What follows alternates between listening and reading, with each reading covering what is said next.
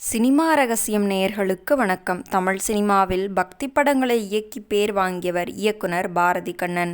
Nazarene Aruva Velu, பிரபுவின் Tirunelveli, Karan நடித்த கண்ணாத்தாள், பண்ணாரி அம்மன் உள்ளிட்ட படங்களை இயக்கியுள்ள இவர் நடிகராகவும் தமிழ் மக்களிடையே நல்ல பரிச்சயம். அந்த வகையில் தனது இயக்கத்தில் வடிவேலு நடித்த சூனா பானா கதாபாத்திரம் குறித்து பாரதி கண்ணன் ஒரு யூடியூப் தளத்தில் பேசியிருந்தார். அப்போது குடி காரணமாக தனது திருமணத்திற்கே லேட்டாக சென்ற தமிழ் நடிகர் குறித்தும் பாரதி கண்ணன் பேசியிருந்தார். அந்த நடிகர் வேறு யாருமல்ல, தமிழ் சினிமாவில் குணச்சித்திர பாத்திரங்களில் நடித்த வி.கே. ராமசாமி தான்.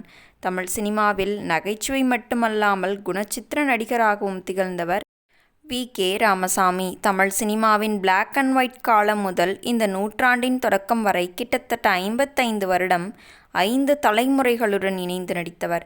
விருதுநகரில் பிறந்த கந்தன் ராமசாமி எனப்படும் வி.கே. ராமசாமி சிறு வயதிலேயே காமராஜர் மீதான அன்பு காரணமாக சுதந்திர போராட்டத்தில் ஈடுபட்டவர். அதே நேரம் சினிமா மீதும் தீரா ஆசை. இதன் காரணமாக வி.கே. ராமசாமி 7 வயதில் நாடகங்களில் நடித்தார். 15 வயதில் தியாக உள்ளம் நாடகத்தில் பேங்கர் சண்முகம் பிள்ளை என்ற வேடத்தில் நடித்தார்.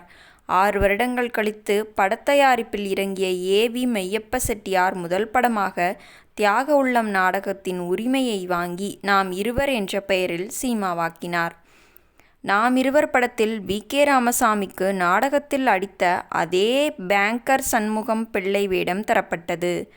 சினிமாவில் கதாபாத்திரத்துக்கு இன்னும் அதிக வயசு, அதாவது 60 வயசு. வளர்ந்த கடா மாதிரியான பையனின் தந்தை. இந்த 60 வயது கிழவர் வேடத்தை வி.கே. ராமசாமி செய்து திரையில் அறிமுகமான போது அவரது உண்மையான வயது 21. அதன் பிறகு வி.கே. ராமசாமி ஏற்று நடிக்காத வேடங்களே இல்லை. ஜூன் 10ஆம் தேதி திருமணமும் பேசி முடிக்கப்பட்டது. நண்பர்களுக்கு இதனை சொல்லி அழைப்பு விடுத்திருக்கிறார் வி.கே. ராமசாமி. திருமணம் என்றாலே மது குடிப்பதற்கு ஒரு கூட்டம் இருக்கும் அல்லவா, அது மாதிரியான நண்பர்கள் கூட்டம். மது அளவுக்கு அதிகமானதால் சுயநினைவை இழந்துவிட்டார் வி.கே. ராமசாமி. மறுநாள் காலையில் எழுந்து பார்க்கும்போது 10 மணி. ஆனால் கல்யாண நேரம் 9:45. அதிர்ச்சியில் இருந்த வி.கே. ராமசாமி தன் நண்பர்களை எழுப்பி வேக வேகமாக காரில் அவர்களை அழைத்து கொண்டு திருமண மண்டபத்திற்கு செல்கிறார். அங்கே மணப்பெண் வேறு ஒரு மாப்பிள்ளையுடன் ஆசிர்வாதம் வாங்கி கொண்டிருக்கிறார்.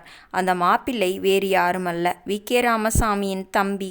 ஆம், சொந்த தம்பி வி.கே. ராமசாமிக்கு பார்த்த பெண்ணுக்கு தாலி கட்டியிருக்கிறார். பெண்ணின் வீட்டார்கள் பொறுத்து பொறுத்து பார்த்துவிட்டு அவர்கள் எடுத்த முடிவுதான் இது.